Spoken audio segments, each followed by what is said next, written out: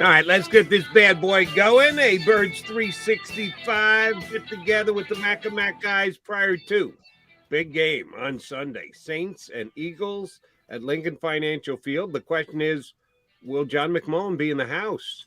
You got some issues there, huh, buddy? Not me particularly, but we'll see. The COVID is ramping up, it seems, nationwide. So there's some kind of positive somewhere. And if anybody's a close contact, blah, blah, blah. So we'll see. Ouch. We'll see what happens. And you did say before you left, Denver was quote unquote a hot spot. I wish I knew how to check that stuff. You have to, because you're actually going there and you got to stay on top of these things. But I don't know where I would even check or who I would trust to check what is or isn't the hot spot. But I guess you go by the results, which means you got to jump through some more hoops this week, which is going to make your life more difficult. But you're a gamer, pal. You're a guy who straps it up, puts that chin strap on, and gets the job done. Yeah, typically. We'll see. This there's week only you're so not. much. Wait a minute, I'm giving you credit here, and you're taking yourself down. Well, there's so much time. I'm one of those people that has the big Purell bottle in the car, and I every time I go in or I go out, I'm on the Howie Mandel plan. Are you? Yeah. I just hand sanitize everything. So far it's worked. So we'll see if it continues to work. I would not even know that, because I see you here on YouTube, and that's about the extent of it. So how Howie Mandelish you are, I would never know. But I'll take your word for it. I hope everything turns out okay, and that you don't have to jump through all that many hoops. All right, the coach did jump through some hoops yesterday. We found out that Miles Sanders was going to be activated so that the 21-day window was opened up, and he did work out with the team yesterday. You guys get a very limited amount of time to see them practicing. Could you take anything out of what Miles Sanders did or didn't do on the field yesterday?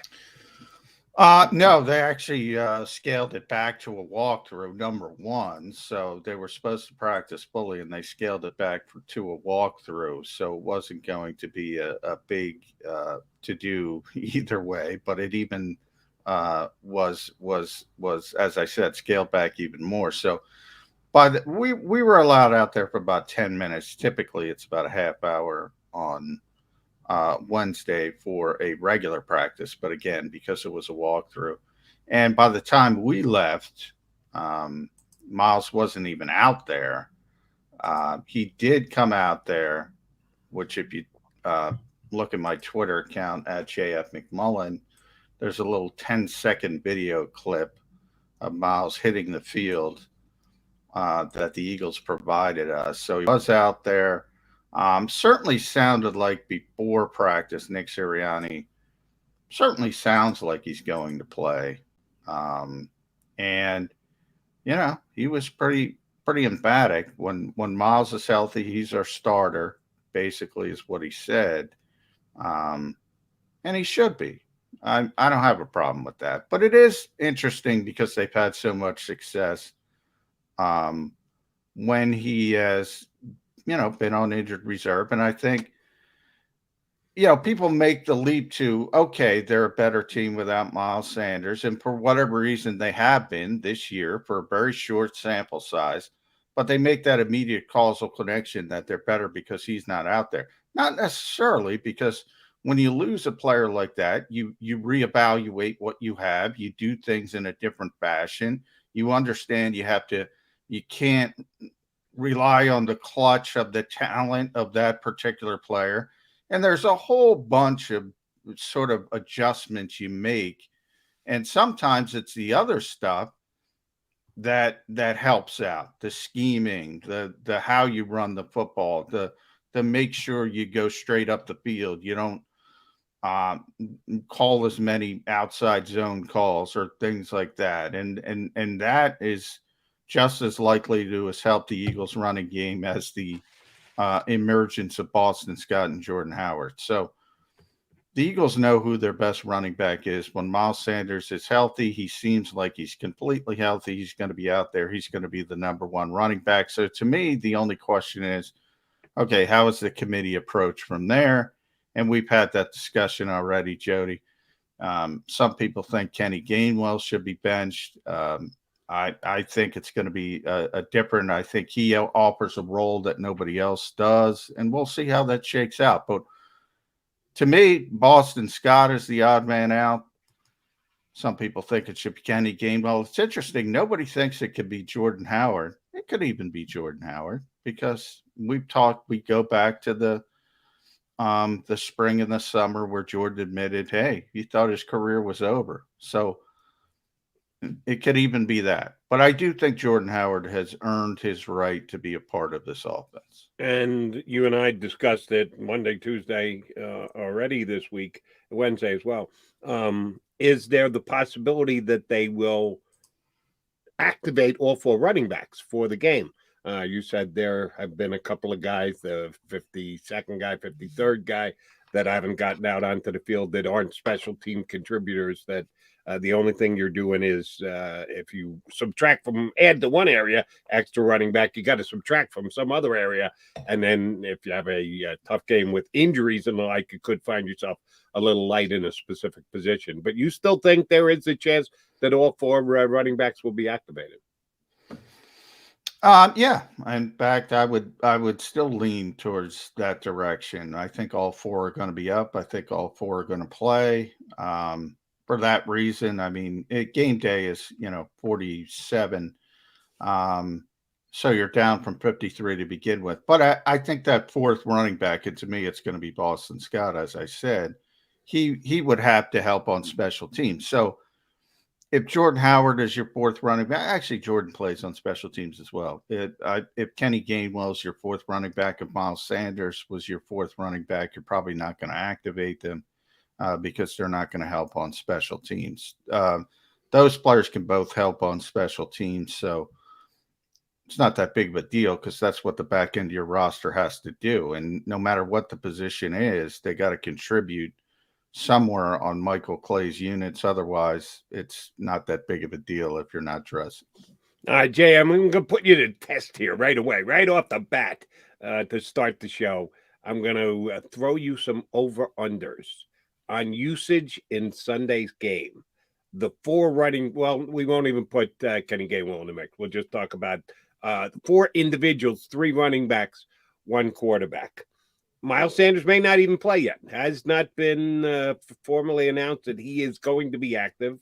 The coach yesterday said if he's active and healthy, he will be our starter, but he did a damn good job of covering his backside by saying, now you understand there are different situations for different. Yeah. He gave himself leverage to get out of the decision. Miles Sanders could start and then get 2 carries and not find himself back in the game again. He did not paint himself into any kind of corner. So I give the coach credit for choosing his words carefully yesterday. I'm going to set the Miles Sanders carries for this week at 5.5.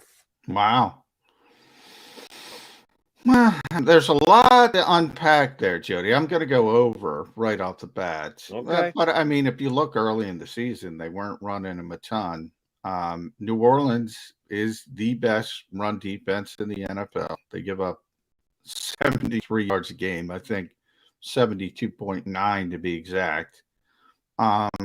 So we could be back in that, perpetual.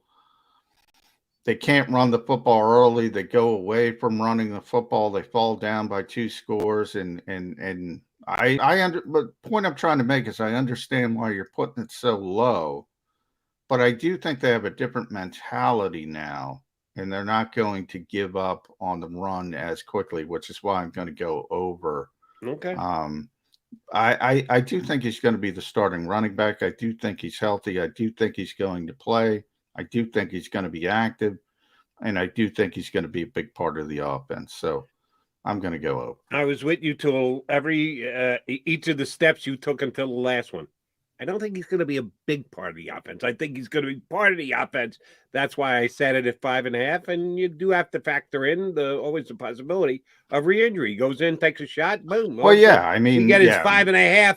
He can get his 4 in the first quarter, and then if he doesn't play quarters 2, 3, or 4, guess what? Yeah, it's still you're an under. A winner, and that's That's the gambler in you. You know me. I always say I can't legislate injuries, so I can't worry about injury. Well, when you're So setting, when you're I'm setting going lines, in the, I'm going into the assumption that he's going to play 4 quarters. If he doesn't, obviously you're going to be looking real good at the right? under. And I'm not. You're the one who's making the pick here. I'm just setting the line, Yeah. and I do have to take injuries into it. You can't take injuries on a Scott or a Howard because they haven't been hurt. But Miles is coming back from an injury, so I think you do have to factor that in. All right, I'll set Jordan Howard. You just said some people suggesting he could be an odd man out. You think he's earned his job. He's done as well as he has, and it shouldn't even be a consideration. Last week, he carried it 12 times. If Miles is going to get some, that number's got to come down some as well. So I'm going to set the Howard carries at 9.5. You going under or over? I'm going under. If you're giving me any number near 10 for everybody else, I'm going under because I do think it's going to be Miles. It's going to be the RB1. Jordan Howard's going to be the complement, the between the tackles runner. Kenny Gainwell is going to be the third down, the hurry up back. So he's kind of game dependent. How does the game go? Are you up? Are you behind? And I think Boston Scott, as I said, is going to be the odd man out from a playing standpoint at running back. Not the odd man out on the roster, not the odd man out but getting cut. People take that the wrong way. The odd man out as far as the running back rotation. Early in the season, it was Miles and Kenny, and Boston was active and didn't get the ball at all. It's going to go back to that is what my assumption is. All right, then this is going to be an easy one for you. Last week, he carried it 11 times, Boston Scott. I'm knocking it down to 8.5, but it sounds to me like you're leaning on an under even at 8.5. Yeah, I'm going way under that because I don't think he's going to be a part of the rotation. You think that's the guy I think is the odd man out? Okay, basically out of it. All right, now the quarterback is a different animal because the running back runs, the handoffs, the attempts are kind of put off in one side, and Jalen's going to run when Jalen's going to run. We're not questioning how often he's going to be in the lineup. He's going to be in there for every single snap. So I'm staying pretty steady with his numbers. Last week, he carried it 13 times, took off and ran with it 13 times. Last year against the Saints, in his first ever start, he ran with it 18 times. I'm going to set the over-under this week at 12.5. Are you going under or over runs by Jalen Hurts at 12.5? I'm going under. He'll probably be in the 10 range. I think as he gets more comfortable and he keeps getting more comfortable, obviously, I think he's more willing to stay in the pocket. He's more willing to survey the field. A lot of that's like with Gainwell, same type of thing is, also how does the game unfold? Where are we? I think if they're throwing the ball a lot in the second half, it's going to amp up those numbers, as funny as it sounds, because he's going to drop. He's going to start running for his life. He's going to start running the football. So that's a tough one, but I'm going to go under. Okay, so you went under across the board except for Miles Sanders. Miles, you think I set it a little low at 5.5, and you're under on the other three. And I used mostly last week, but their seasonal totals as well. Yeah, you might not even play, and then it blows the whole thing up. But I think he's going to. My whole assumption is he's going to play. Nick Sirianni kind of intimated he's going to play, and if he plays, he's going to be the guy. And I will say this, and please tell me if you agree or disagree with it. Maybe I'm making too much of this. I don't believe I am, but there's some pressure on Nick Sirianni this week, as well as he handled it yesterday. And as I've already stated, I think he did a masterful job of putting it in a certain perspective, but without tying himself down to a number or usage. And he wasn't making stuff up. if the Eagles fall behind 14-0, then everything goes out the window. So you can lay your plans out as best you want before the game starts, but then they change with the scoreboard and with the clock and everything else. If he doesn't push the buttons correctly on Sunday, he's probably going to be second-guessed the most that he has been in a month, because things have been going well. They've won 2 of their last 3 games. Philadelphia is a fan base that doesn't mind running the football. They like ground and pound and physicality and the like. So Sirianni's won a bunch of people over as far as the fan base goes. And, oh, by the way, I think the locker room is in lockstep right about now. I think they've been pretty good all year long. I think Sirianni's done a nice job of keeping this group together. This is the first time in a couple since they started as cold as they did for the overall season. And when you get off to a slower start as the Birds did, everybody's kind of looking sideways. Do you think there's pressure? How much pressure do you think there is on Sirianni to disperse the carries and balance this offense this week? How much pressure do you think is there? I think it's the typical. I think the biggest pressure is he's 0-4 at home, and he's got to get a home win by hook or by crook. He's under a lot of pressure from, I call it normal Philadelphia pressure, and that, it's week by week. And Jalen Hurts is a star quarterback this week. If he, what's the bed, he's going to be back. They're going to be back saying, "Oh, you can't move forward with Jalen Hurts." The head coach is getting bouquets of flowers this week. If he, what's the bed, he's going to be getting bouquets of flowers thrown at him again. That's just, the EKG of the Philadelphia fan base. Very high, very low.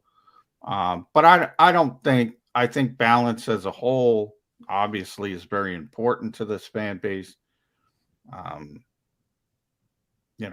Running is very important for this fan base. I don't think it matters who runs it, unless they fail. If Miles Sanders shows up and starts like I think he's going to start, and the first play is a outside zone and he loses 4 yards, they're going to lose their heads. They're going to lose their minds.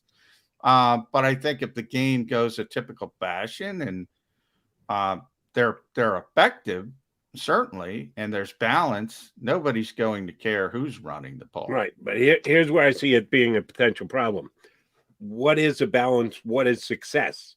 They've kind of set the bar pretty high on themselves with the way they've run the football for the last 3 weeks. 200 and some odd yards. Well, that's the biggest problem, because they haven't been playing the Saints. They haven't been playing a team that can stop the run. They played the Broncos last week, who I think came in as the number 4 rush defense. Number 6. Yeah, but the Broncos were number 6. And even Vic Fangio said this after the game. They've been very inconsistent. What he meant by that is they stopping the run. They were really good early when Alexander Johnson and Josie Jewell were out there, and they haven't been as good when they're not out there. They didn't have their 3 starting linebackers, so they're not. So it looks good on paper, whereas the Saints, it looks good on paper, and they still have the players that have made it look good on paper. So that's kind of the difference. John McMullen will differentiate that because he's an astute football follower. Pete's sitting in section 220 screaming at the field in the first quarter when they've got 6 carries for 13 yards. He's going to go, what the hell happened? What are you doing, Sirianni? Get this offense going. They're not going to break it down as well as John McMullen just did. All right, Johnny Mac with Johnny Mac. All right, we got one of our faves coming up next. He is Mr. Positivity when it comes to the Eagles. Tongue firmly implanted in cheek. We pimp him because we can. Martin was a little less optimistic at the start of the year than some of us, but maybe he's turned. You'll find out next. Martin Frank joins us here on Birds 365.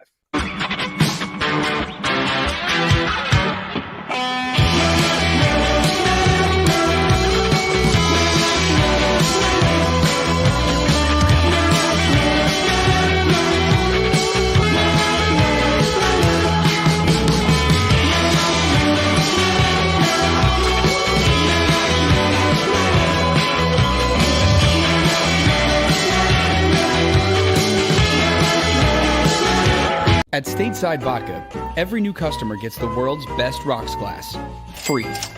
What's that? A rocks glass? You're telling me that bottle is cut in half? You could say that. Holy shit. And you're telling me I can get one of these glasses for free? That's right. One free rocks glass per customer with each first-time purchase of Stateside Vodka. So good, it just disappears.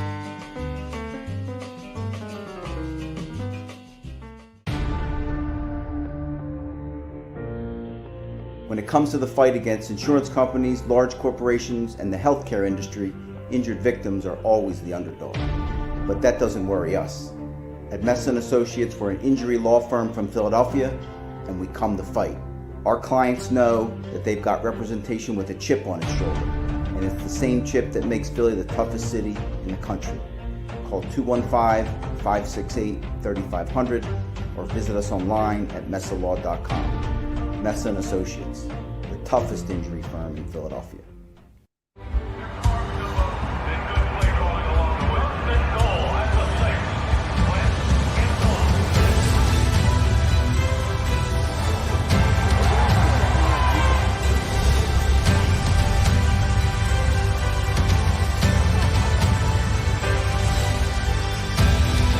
On the field of life, First Trust Bank is there for you.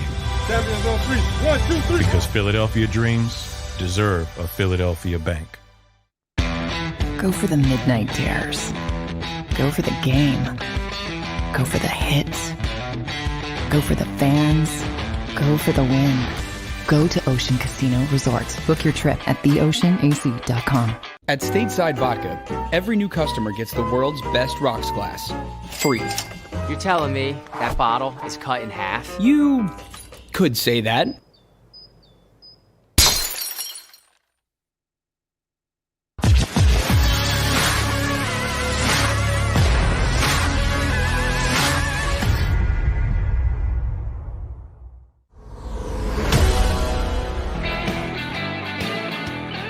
Thursday edition of Mac here on Birds 365. It's John McMullen and Johnny McDonald with you, and from his palatial state in, now I know you're right for Delaware, but you live in Pennsylvania, right, Martin? Mm-hmm. Yep.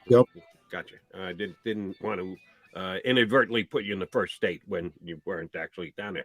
He sends it off electronically. His column, all his inside info on the Philadelphia Eagles on a day in, day out basis. He's good enough to hop aboard with us.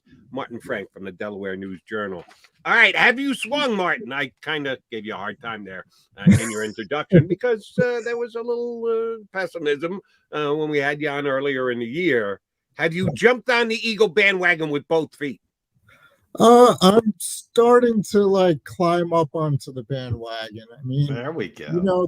They look really good against the Broncos. You look at their schedule coming up. I mean, after they get past the Saints, it's all like Giants, Jets, Washington, and then a possible meaningless finale against Dallas. I mean, meaningless for Dallas, obviously, because they're running away with the division. So, there are a lot of potential wins, still up ahead. Yeah, there are. And the Eagles have ridden this late NFC East schedule to the playoffs before. We don't have to look back too far. They've been able to do that. So they're at least in a position to where you look at moving forward, the Trevor Simeons of the world, Daniel Jones, whoever's going to be the Jets roll out. It could be Joe Flacco. That'd be great for Martin. That would be phenomenal. And I think it would be great for all of us if Joe started that game. And then again, Taylor Heineke, on and on and on. That's pretty nice respite after dealing with Tom Brady and Patrick Mahomes and even the Derek Carrs and the Justin Herberts. It doesn't get much easier. You got to feel good if you're Nick Sirianni. But you don't want to look ahead. You got to win this game. How do you win this game, Martin? This is the key. You got to win a game at home. Yeah, I mean, that's incredible. Their last home victory was last December against these very New Orleans Saints, and that, I believe, was Jalen Hurts' first NFL start. And the Saints were actually 10-2 at that point last year. They were on a 9-game winning streak, and the Eagles were pretty much in total chaos and turmoil. And Jalen Hurts comes in, and they beat the Saints 24-17. 34-21. And, everyone thought, wow, we really got something. And then, we've seen kind of an interesting offseason, and here they are again playing the same Saints, but they don't have, their quarterback situation is kind of iffy. They're not the offensive juggernaut that they've been under Sean Payton and Drew Brees for so many years. It's kind of an interesting game. Yeah. It's funny that you mentioned the way that Jalen Hurts played last year, and a little bit of a surprise, and people got excited, then it leveled off. And now, just heading into this week, it's peaking up again because Jalen Hurts had as good a week as he did last week against the Broncos. Isn't it amazing, Martin, that if you have a legitimate running game, when you have a running game that the other defense has to respect and or borderline fear, it makes everything so much easier for the quarterback, doesn't it? Yeah, absolutely. I mean, you look at what Jalen Hurts has done the last 3 games. I think his passer rating is second in the NFL over the last 3 games at like 102 something. He's completing 2/3 of his passes, and you look at the reason why. Well, he's only throwing 18 times a game, and then before that, he was throwing 35 times a game. His completion percentage was much lower. His passer rating was, pedestrian at best. So, they've taken a lot of pressure off Jalen Hurts to make a play. I mean, obviously, throwing from the pocket is not his strength. He's not doing it as often, and he's using his running backs. That's kind of opening up the defense because they have to play closer to the line of scrimmage now. And, you find guys like Devontae Smith and Dallas Goedert. I mean, those two have been great for him. And it makes a big difference, Jody. You're absolutely right. And Martin, that running game is the big story this week for a lot of reasons. One, its effectiveness. The Eagles are up to 3rd in the NFL as a whole. As a running team, they're facing the number 1 ranked run defense, so it's strength versus strength. If you take those 3 weeks, they're leading the NFL in rushing, the Eagles. They've been over 200 twice, so that means game balls for the entire offensive line on 2 occasions. Nick Sirianni, if you hit 200, you get a game ball. But only you have to win, though. So, I mean, you have to win. Also, good point, Martin. The last 2 game balls. That's right. You don't get one for a loss. Dominant, though, and they were dominant without Miles Sanders, and Miles Sanders looks like he's going to be back. Nick certainly intimated that yesterday. I don't think there's any question he's the most talented running back the Eagles have. I don't even think it's close. For whatever reason, they were better without him, and you can expound on the reasons, but the old adage is, if it's not broke, don't fix it. The Eagles look like they're about to fix it, and it's not broke. Well, I would say about not fixing it. I mean, I don't think it's going to be Miles Sanders as the every down back like it was before he got hurt. I mean, remember, before he got hurt, Boston Scott and Jordan Howard hadn't had a carry all season. Jordan Howard was on the practice squad, and Boston Scott's first carries, I believe, were after Miles left the game against the Raiders. Mm-hmm. So the only other person who really touched the ball was Kenny Gainwell, and he's actually the one who's lost out the last 3 weeks. I mean, I think he's only had 2 carries in each of the last 2 games. So, I mean, I get the feeling it's going to be much more of a rotation. I mean, you go back to Miles Sanders' rookie year in 2019, where Jordan Howard was kind of the main back and Miles Sanders kind of rotated in and stuff. And Jordan Howard was off to a great start. If you remember that year when he got hurt midway through, Jordan Howard was the Eagles' leading rusher. I mean, Miles Sanders was getting chances here and there and stuff, but it was mostly Jordan Howard's show. I'm not saying it's going back to that, but I think you're going to see quite a bit of Miles Sanders and then Jordan Howard and maybe some Boston Scott sprinkled in there and everything like that. I mean, I do think Kenny Gainwell is going to be the odd man out for a while anyway. So, it's going to be interesting to see how that all works out, but I don't think we're going back to the day earlier this season where Miles Sanders is the every down back and getting Kenny Gainwell in there every now and then for, like a third down passing situation. Right. So I think you see it same as me and John. It isn't broke. It may not be broke. I don't think they're going to fix it. They may tinker with it. Yeah. It'll be very interesting to see how it tinkers out this weekend. All right. We're having great fun and debate on how the Eagles are going to handle their running game this week. Oh, by the way, in the passing game, Devontae Smith was great on Sunday. Devontae Smith is great, is going to be great. Dallas Goedert may or may not go. Did not practice yesterday. Is still in concussion protocol. Probably something we're not going to know about till Sunday. If Goedert can't go, somebody other than Devontae Smith has to catch the ball for the Eagles. Who the hell's that going to be, Martin Frank? That's a good question. I have no idea. And it is a problem. I mean, even before Dallas Goedert got hurt, like you only have two guys you can rely on to catch a ball, and Devontae Smith and Dallas Goedert. I mean, Quez Watkins can get behind the defense and stuff, but is he going to catch the ball? I mean, we haven't seen that much lately. I mean, he had the one, I believe he had like a 91-yard reception in week 2, and I don't think he's had anything longer than like 26, 27 yards in the last 5 or 6 weeks. Jalen Reagor has kind of become like a gadget receiver. They use him on jet sweeps and reverses and stuff like that, but they haven't really thrown the ball to him. And I don't know what's going on there. And it just seems like he's kind of fallen way off. Like he showed some promise as a rookie last year, but like it's just not working out. I mean, I don't know what's going on there. He's got great speed and everything like that, but he's just not getting open, and you can tell they don't really rely. I mean, they can't really rely on him. So I don't know. I mean, someone's got to catch the ball.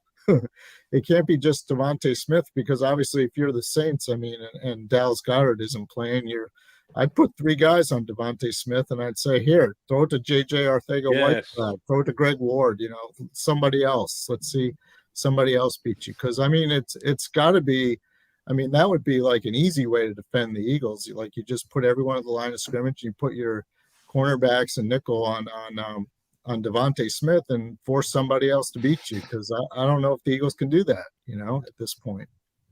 Could that somebody be Martin, especially with no Dallas Goedert? Could that somebody be Tyree Jackson? Are we finally going to see Tyree Jackson get the football? Maybe. Might as well. I mean, tried everything else, basically. I mean, why not? I mean, he's like the unknown, right?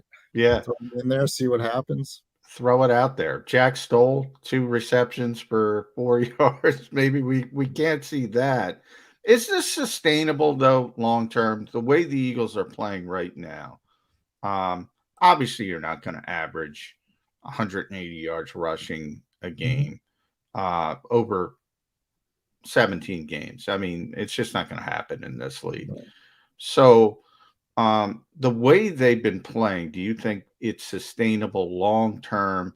And by long term, I mean the rest of the season. Can they make the playoffs playing in this particular fashion as the number 7 seed? You're only talking about most likely 9 wins, maybe even 8 wins. Let's be honest. I think it is sustainable just based on the teams they have left on their schedule. It's good enough to beat bad teams. We've seen that this year. I mean, they've pummeled the Lions, they've pummeled, the Atlanta Falcons in the first game, and Denver, on Sunday. I mean, but if you get in the playoffs as a 7 seed, you're playing the likes of Arizona or Green Bay or the Rams, and no, that's not sustainable. You're not going to win a Super Bowl doing it that way, but you can. I mean, the Eagles can get to the playoffs by doing it. I mean, it just becomes easier for defenses to plan against. I mean, the Giants, when they play them next week, will see the film and they'll say, hey, what if we put 9 guys up at the line of scrimmage and double team Devontae Smith? And I mean, I would think it'd be kind of easy for opponents to figure out how to stop it. So, yeah, long term, not sustainable. I mean, in the playoffs, it's not sustainable. But for the Eagles, based on their schedule, I think it is. I think it's possible they can kind of ride this type of offense and get in the postseason. And I think all things considered, if they were to make the playoffs, that would be something that would be really interesting because I don't think anybody expected that with this new coaching staff and pretty much turning over a lot of the team and everything like that. So, might as well see how far it takes you, because what else are they going to do? Somebody's going to have to step up and catch the ball other than Devontae Smith. Yeah, absolutely. On Sunday, because I can guarantee you the Saints are a very good, well-coached football team. They can break down film and check the stats as much as anybody and analytically analyze. Oh, maybe we should stop Devonta Smith. Why don't we start by putting Marshawn Lattimore on him? One of the best cover corners in the National Football League. Yeah, I'm following him around. Absolutely. I guarantee you that's the way it plays out on Sunday. All right, let's flip it over to the other side of the ball, Martin. Defense. Yeah. Trevor Siemian is a career backup in this league. He had his run in Denver where he started for most of the year. Wasn't good enough to keep the job, although he won more games than he lost. His numbers weren't phenomenal, but they weren't awful either. And he has played well the last couple of weeks in stepping in for Jameis Winston. He's got 5 touchdown passes and no interceptions. Last week, down by 11 points with 10 minutes to go against a very good Titans defense. He marched him down the field, got a field goal, got the ball back, marched him down the field, stuck it in the end zone. He just couldn't convert the 2-point conversion. So if they came up 2 points short against the hottest team in the National Football League, I think the Eagles defense actually has their work cut out for them. I think other than Dak Prescott, this is the best quarterback they're going to face during the last 7 weeks of the season. Is there a chance the Eagles underestimate Trevor Siemian coming into this game? I would hope not. I mean, they've, like you said, he doesn't make mistakes, and those are typically like dangerous quarterbacks for the Eagles to play against. I mean, you don't want a guy like, he's not going to like turn the ball over. He's not going to like, he's not going to do anything flashy, but he's going to be effective. And you've seen the Eagles, they've given up 80% completion percentages to 5 quarterbacks this year. And, Trevor Siemian is definitely somebody who can complete the short passes, the underneath passes that the Eagles defense like to give up, just so they don't get beat deep. I mean, throwing deep is not Trevor Siemian's thing anyway. So, it kind of plays into the Eagles defense, kind of plays into his hands because he's good enough to take advantage of what's available underneath. And, if they keep doing that, he'll just march him down the field. I mean, you saw, like you mentioned, you saw that against Tennessee, like at the end, he just led them right down the field for 2 scores late in the game to potentially tie the game. They couldn't convert the 2-point play. So, I mean, yeah, they got to be on their toes. I mean, it's not going to be an easy thing. I mean, it's just not this, it's not the Saints that you're used to with Drew Brees and, Michael Thomas and everything like that. I mean, they could beat you so many ways back then, but now, it's more of a controlled passing game and everything like that. It's not going to be very flashy. By the way, I hope Jonathan Gannon was listening to Jody saying this is the best quarterback they're going to face the rest of the way. That's going to make him feel good. I said other than Dak Prescott. Yeah. But I'll take Trevor Siemian over Taylor Heineke and/or Daniel Jones and/or Joe Flacco / Mike Wilson / That's got to make Jonathan Gannon feel really good. That's all I'm saying. Now, Taysom Hill is still there. And, we talked about the last time the Eagles won at Lincoln Financial Field. Drew Brees wasn't the quarterback. Taysom Hill was the quarterback.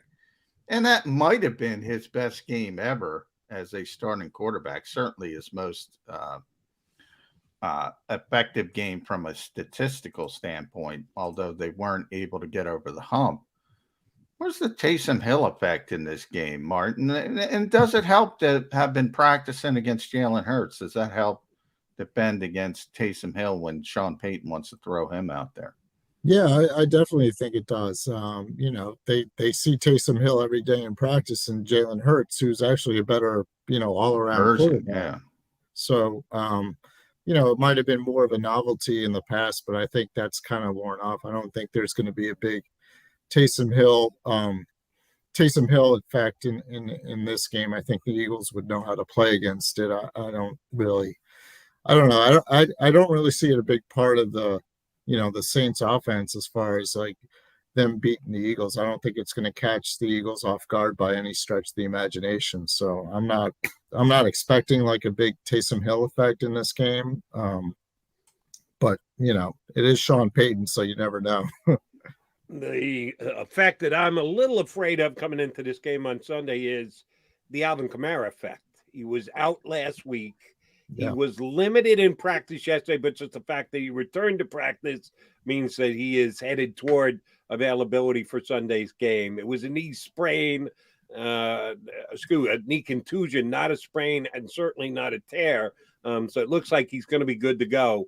He's the guy I think the Eagles are going to have the toughest time slowing down on Sunday. He is easily their biggest weapon.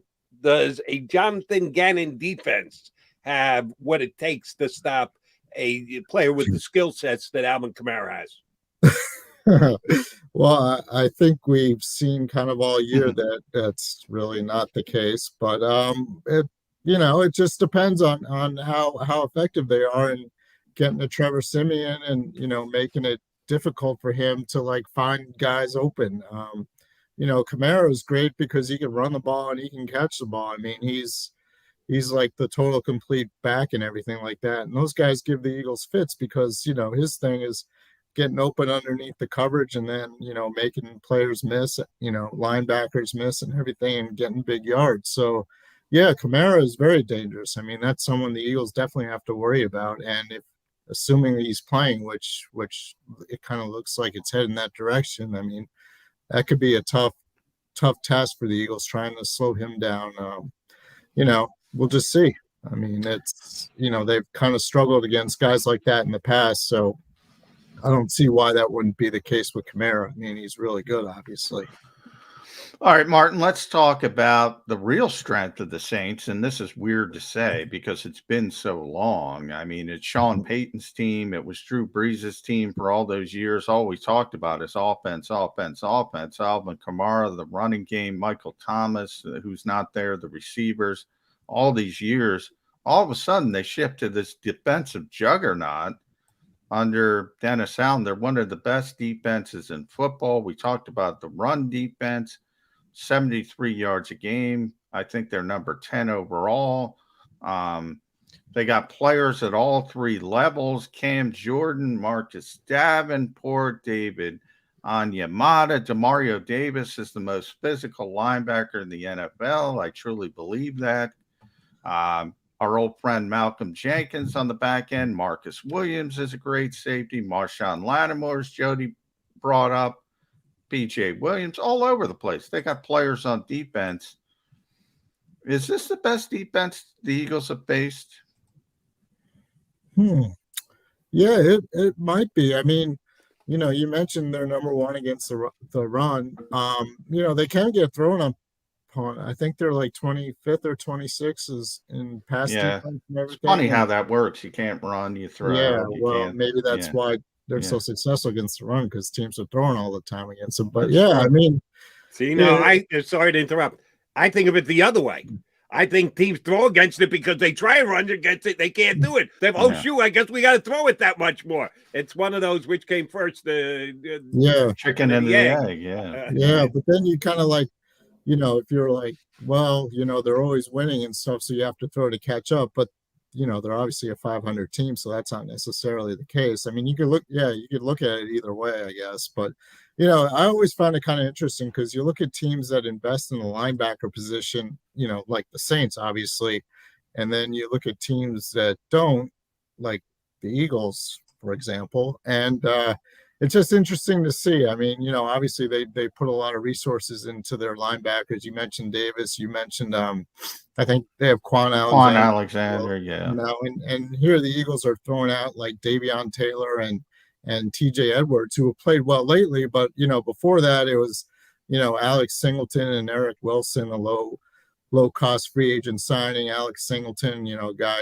out of Canada, played in the CFL. And, TJ Edwards, undrafted free agent. Davion Taylor was a third-round pick, but he was considered a project. So it's really interesting to see how the Saints are spending all this money at linebacker, and the Eagles are patching along as they go. And here you have the Saints, one of the toughest defenses in the NFL, the number one run defense, and the Eagles, Meanwhile, they've had 5 games where quarterbacks have thrown for at least 80%, completion percentages and driven up and down the field and everything like that. It's I'm not saying one way is necessarily right or wrong. I just find it interesting just how like one team, invests in linebackers and the other team kind of patches it along as they go. Yeah, and they also, real quick before you jump in, Jody, Pete Werner, I think, was a 2nd-round pick, and he's at linebacker, and he's playing well. So they're allocating assets in the draft as well. Yeah. And the Eagles did with Davion Taylor's a 3rd-round pick, but Werner played at Ohio State. He played a lot. He wasn't a raw developmental prospect. So it is interesting that certain teams, don't mind having linebackers who can play. And it's interesting. They have some success when they do that. Yeah, absolutely. Martin, let me ask you about a guy who was everything that you would want out of a player when he was here in Philadelphia. He was very good on the field. He was very good in the locker room, and he was a very popular player. And that's Malcolm Jenkins. Yeah. I'm leaning toward him being a big player in this game before it ever starts and when it gets on the field, because it is a quasi-triumphant return to Philadelphia. But he already did that last year. The Saints did come in here, and the Eagles did beat him with Malcolm Jenkins returning to Philadelphia. He didn't have a bad game. Had a fumble recovery against Jalen Hurts, as a matter of fact. But the Eagles did win the game. Is Malcolm coming back to Philadelphia any extra added influence on the Saints coming into this game? I think where you see Malcolm Jenkins' impact is in their run defense. I mean, he's not playing deep and everything in safety. He's one of those guys who are, up towards the line of scrimmage, like stopping the run and everything. And, he's perfect for that role, especially like now at his age. I think he's like 34 years old. The guy knows everything. I mean, he probably knows the Eagles offenses as well as anybody, even with the new system and everything. He knows all about, Jalen Hurts and some of the other guys. I mean, even though he never played with Hurts, but, he's smart enough to know that the Eagles are going to try to run the ball, and he's going to be up near the line of scrimmage. And that's kind of like his strength now, especially, as he gets older and everything like that. I mean, he's going to have I think he's going to have a big influence on this game. One way or the other for the Saints. I mean, if the Saints are able to stop the Eagles' running attack, it's probably going to be because of Malcolm Jenkins, and run support and everything like that. But, at the same time, if the Eagles want to try to exploit them deep, I mean, they can do that because Malcolm Jenkins isn't that safety anymore. So we're going to see. But, I mean, obviously you have to have someone to throw deep to, and the Eagles, other than Devontae Smith, really don't. So be interesting. Last one for me, Martin, because you probably have to head down there soon. If you checked your email, you know what's going on. But I will not make it, but I am cleared. But I just can't make it count for the testing window. Because I probably would be a close contact. That would probably be. But I'm good. I just can't because I'm on the air. But I mentioned Davis is probably the most physical linebacker. Malcolm Jenkins might be the most physical safety. So it is strength versus strength. Eagles run game versus Saints run defense. Simple one. Can they get their first win at home against this Saints team? Will they get their first home win? I think they will. I'm not sure how. It might not be pretty, but I think actually they're going to try to open it up a little bit, try to pass a little more. I mean, I don't think you're going to see them try and run the ball down the Saints' throats because obviously they're going to be ready for that. So you're going to need somebody to step up. I mean, maybe this is a Quez Watkins game where he gets behind the defense and, Jalen Hurts hits him on a deep ball and he actually catches the ball, holds on to it. And that kind of like opens things up. And then once you get a lead, I mean, you can run the ball like once that happens. So, for the Eagles, the key would be to get a score quickly, get on top, force Trevor Siemian to have to throw the ball. Because even if he's completing the ball underneath and everything like that, if, the linebackers are playing well enough, they can kind of stop them from getting a whole lot of first downs and everything like that. So I think the Eagles can find a way to pull it out. I mean, they have to win at home. I mean, they can't, you can't go on. But I keep saying they got to win one at home, but yeah, they haven't and done you it look yet. at some of the teams, like the teams they've lost to at home have all been really good. I mean, the Chiefs and the Buccaneers have been in the Super Bowl last year. The 49ers were in it the year before that. The Chargers are obviously a good team this year. Maybe not Super Bowl caliber, but they're good. So, I mean, and the Saints are possibly one of those decent teams too. But, I think this has got to be the week where they finally get that home victory. All right, Martin Frank going with the optimistic. I guess I'll play the Martin Frank role in my hypothetical question to wrap this up. The Eagles win the toss, and of course, the coach defers because he always does. So the Saints get the ball and they go down the field. They score, maybe a touchdown, at least a field goal.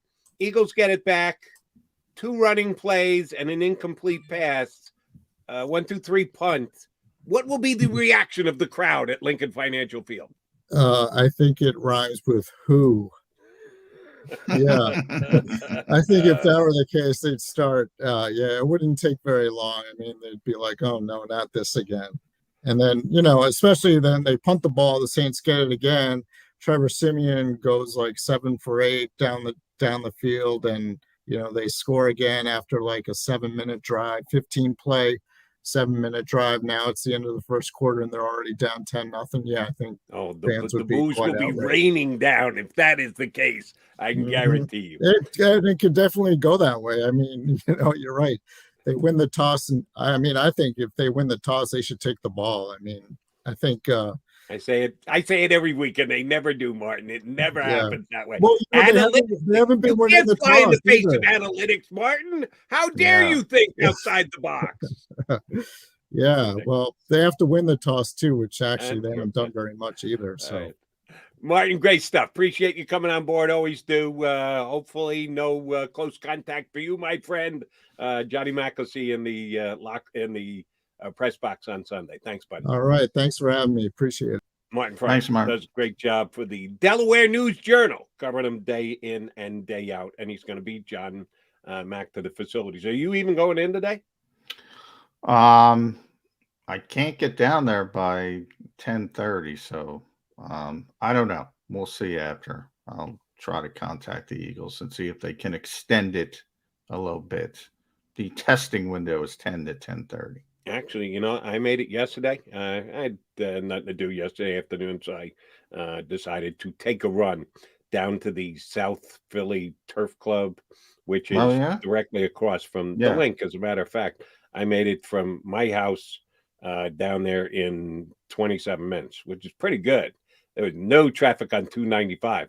So you could make it. If you get, as soon as the show's over, boom, Johnny Mac out the door. I'm telling you, you'll be there by 10:30. It's possible. Not happening. Everything. You're not even going to try. Come on, don't lie to the people. We're on TV. You got to be honest when you're on YouTube. I'm going to try if they give me the go ahead to try. If they say, because I can make it down there by 10:45. If they say, come on down, I'll run on down. But if it's a hard 10:30. Yeah, I'm not. You're not going to try. I got to get the dog out. I got to do all this. Which, by the way, nice morning this morning. Oh, yeah, it's like beautiful. 50 degrees. It's supposed to be 70. Last couple days, it was freezing getting the dog out. This morning was like a piece of cake. I didn't even have to put a sweater on. Yeah, this is the last nice day for a while, so people should enjoy it. I think we're going to hit 70. I'll get out with the dog at 10 o'clock. You'll decide whether you're going down to the link or not. All right, here's what we're going to do. We're going to take a timeout, come back, talk about more about the upcoming game. I'll give Johnny some numbers about the opposition on the sideline. The head coach that's coming in here has had some success against this organization before, and we haven't really zeroed in on the guy who is going to be calling the shots for the Saints. Mr. Payton's not a bad coach. We'll come back, do that on Birds 365. Next hour, we're going to have a guest on that I've never talked to before. I've heard him do interviews, and he was good enough to agree to come on the show. Mike Haas, new play-by-play voice of the Saints on the radio. He's going to jump aboard and give us a New Orleans perspective in our second hour, right here on Birds 365.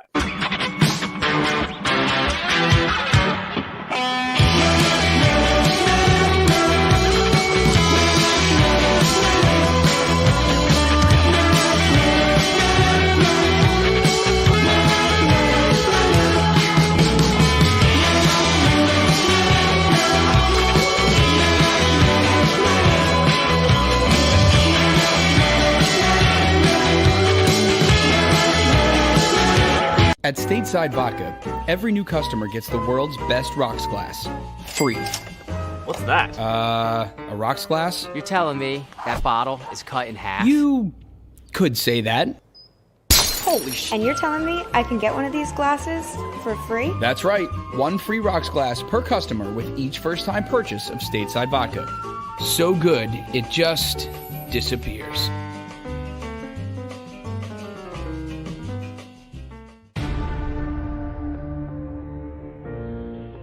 When it comes to the fight against insurance companies, large corporations, and the healthcare industry, injured victims are always the underdog. But that doesn't worry us. At Messa & Associates, we're an injury law firm from Philadelphia, and we come to fight. Our clients know that they've got representation with a chip on its shoulder, and it's the same chip that makes Philly the toughest city in the country. Call 215-568-3500 or visit us online at messalaw.com. Messa & Associates, the toughest injury firm in Philadelphia.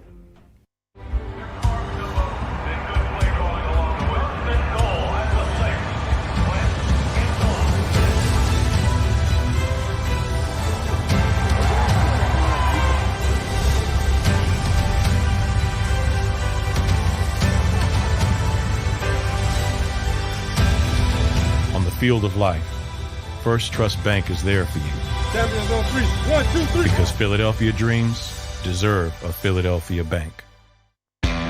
Go for the midnight dares. Go for the game. Go for the hits. Go for the fans. Go for the win. Go to Ocean Casino Resort. Book your trip at theoceanac.com. At Stateside Vodka, every new customer gets the world's best rocks glass, free. You're telling me that bottle is cut in half? You could say that.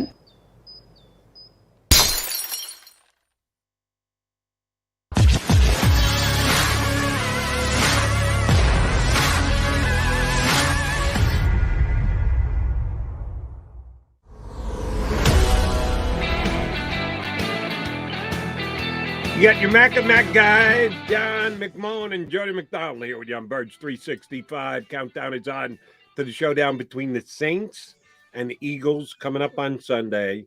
As we continue to point out, sorry to say, Eagles looking for their first home win this year. They're 0-4, and they have lost to 4 good teams at home. It isn't like they choked up a game against a team that they came in with a more talented roster. As a matter of fact, they've been an underdog for all 4 of the games. Shoot, they've been an underdog in 9 of the 10 games they've played so far this year.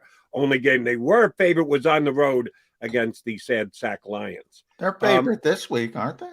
Correct. This is their second favoritism of the year. Last I checked, it was holding tight at the Eagles as a 1.5 favorite. Opened as 1, clicked up to a 1.5, so the early money came in on the Eagles. It was holding at a 1.5 Eagles favoritism. So if you believe that the home field advantage accounts for 3 points on the wagering line, and then neutral field, the Saints would be a slightly favorite team against the Eagles. Here's something that I think we need to balance as well. You and I have both pointed out before when looking back at the results of the first 10 weeks of the season for the Eagles, they've done well when they seem to face a lesser light quarterback. If they're in against a legit guy, not so much. Week 1, I think they still beat a pretty damn good quarterback. Matt Ryan, not as consistent as he used to be, but not a bad quarterback by any stretch of the imagination. He's won some nice games for the Falcons this year. San Francisco, say what you want about Jimmy G. He was good enough to come in here and beat him, of course. Dak got the better of him. Sam Darnold, not great. Now injured, still throws a lot of INTs. Tell me about it. I know it. I watched him do it with the Jets. They were able to get the better of him. That Brady guy got the better of him. The Carr guy got the better of him. Yeah, they can beat Jared Goff, but everybody beats Jared Goff. And Justin Herbert did a good job against him before they faced off against Teddy Bridgewater. It makes sense to look at it through the prism of the opposing quarterback. How about the prism of the opposing coach? When they faced off against coaches with some success under their belts, the Eagles have struggled this year. Rookie head coach against Atlanta, they got a way to win. San Francisco's head coach already been to a Super Bowl. Dallas's head coach already been to a Super Bowl and won. Kansas City's head coach. Who is that guy again? Who's the Chiefs coach? Oh, that's right. Andy Reid. Yes. We're a little familiar with him. Already been to a Super Bowl. Yeah, they couldn't beat the Chiefs and Andy Reid.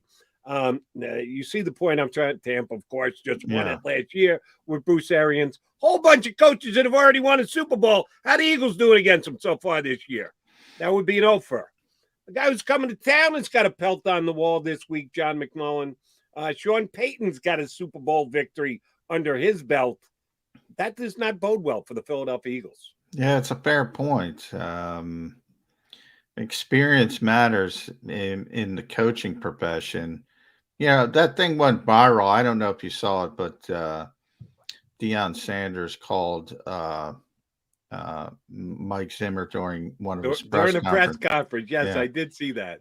And if you watch the whole thing at the very end, Deion, Coach Prime, as he likes to be called. He likes to be called, yes. Yeah. Said, I knew you weren't losing to that guy, rookie head coach. He mentioned something about a rookie head coach and Brandon Staley. And, Mike Zimmer's not some of the coaches you mentioned. He tends to find ways to lose games, but he's been coaching for a while. He's made the playoffs a bunch. Yeah, I mean, it matters. Experience matters in this league. But that's one of the positives of Nick Sirianni to me early in this season. And obviously we're getting late into his first season now. We're in the second half. But he seems to be learning from those mistakes from week to week. He doesn't seem to be repeating a lot of mistakes from week to week. But you go through that, and this is one where there's a chance that Sean Payton's going to teach him something, to be honest. Who's seen it all, done it all, been there, had great teams, fought through some mediocre teams, and he had that 7-9, I think, stretch, 7-9, 7-9, 7-9, where it looked like Jeff Fisher. Lot to this job, and once you've been through it, once you've done all that, you tend to have an advantage when you have a Sean Payton type as your head coach versus a rookie head coach. That's just part of it. It's part of the growing pains, and we've been talking about that since the off season. What number show is this, Jody? We probably brought that up. That would be number one. Shoot, what are we up to? 159. 159. We probably talked about that at least 20 times. But I think it's all positive from the standpoint of Nick Sirianni keeps learning, keeps getting a little bit better. But yeah, if you're going to be honest and say who's got the advantage from a coaching perspective this week, you're lying to yourself if you don't think it's the New Orleans Saints. Let me ask about this because I just saw it in passing. It was either on a computer or on the NFL Network. I don't remember which. Apologize for that. Zimmer being interrupted in the middle of a Zoom call with the media, getting a call from Deion Sanders or Coach Prime. Number one, where did they cross paths? Does that go all the way back to Dallas? Dallas, yeah. When Deion was playing for the Cowboys? Yeah, they're really tight. Yeah. Good for those two guys. And number two, did Zim get old or what? Maybe it's those Zoom calls are not flattering, but he is old. Well, I don't remember him looking as old as he did on this Zoom call. Well, he's had a tough, beating him down. It's like the presidency, man. When you lose, I mean, they've lost so many games, one-score games. They lost overtime games. They had a fumble in overtime. They missed a 37-yard kick, or they would have beat Arizona on the road. Yeah, I mean, they've had a tough season. But I mean, I think he's 65, so he is old, number Okay. one. But yeah, He looked a little older than me than he usually does. And oh, by the way, Coach Zim, don't sweat it this week. You're going to get beat by at least 2 scores against the Packers, so it won't be something that will cause you to look any older. And he was, you know, where he really started was Dallas, obviously, and he was the secondary coach. So before he became the coordinator, so he and Dion have been really, really tight for years. I'd completely forgotten that. That was actually very funny. But I'm watching the video. I'm going, is that Zimmer really? When did he get that old that fast? He looked old. I apologize for that, Coach, but I'm giving you my honest evaluation. All right, Sean Payton has been the head coach of the New Orleans Saints 15 years, or 15 seasons over 16 years. Because he had that 1 year he was allowed to take the year off. Yeah, he was allowed. That's a nice way of putting it. He's allowed to take some downtime, as a matter of fact. But he has matched up against the Eagles 10 times in those 15 years. Guess as to Sean Payton's record in those 10 matchups. That's a good question. I mean, the Eagles have had some 6. I'm going to say 7-3. John McMullen hits it right on the head. 7-3. Sean Payton against the Eagles in 10 matchups. Would you like to guess how many of those games are playoff games? Well, certainly one. We know the Alshon Jeffrey drop recently when I was here. 2 with Chip Kelly. 2-0 with Chip Kelly. Is there another one? Oh, yeah. His first season as the head coach of the New Orleans Saints. The Saints beat the Eagles under Andy Reid back in 2006. So Sean Payton in the playoffs against the Eagles is 3-0. 3-0. Yeah, 3 of those 7 wins have come in the postseason, which kind of adds to the gravitas of the number of wins that he's gotten. And he's an equal opportunity beater. He beat Andy Reid. He beat Chip Kelly. He beat Doug Peterson. Yeah. This is his first chance against Nick Sirianni. He's kind of owned the Eagles coaches in the matchups over the last 15 seasons. And by the way, I think I have to look this up, but I think the Eagles were his first professional coaching job when he was the quarterbacks coach here, way back. With who? Who was he working under? He would have been before Andy, so he would have been Ray Rhodes. He would have been correct, Ray Rhodes. And who was the OC of that team? It's a good question. Who was? I can't think offhand. Guy who, much like Mr. Payton, is right now not being forced to coach. Not being forced to coach. I'm told he drawing can take a blank. some downtime. I'm drawing a blank. Kind of dictated that he take some downtime. Yeah, that's drawing a blank. Give it to me. He was a coach on a team that the Eagles had played earlier this year, and he was told his services were no longer needed right before the Eagles played him.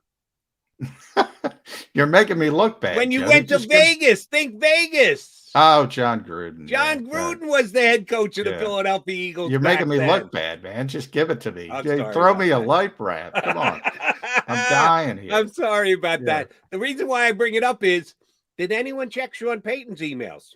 If Gruden is sending out inappropriate emails to Bruce Allen, who's to say he didn't send him out to Coach Z as well? Yeah. By the way, John Gruden obviously, is going to sue the NFL.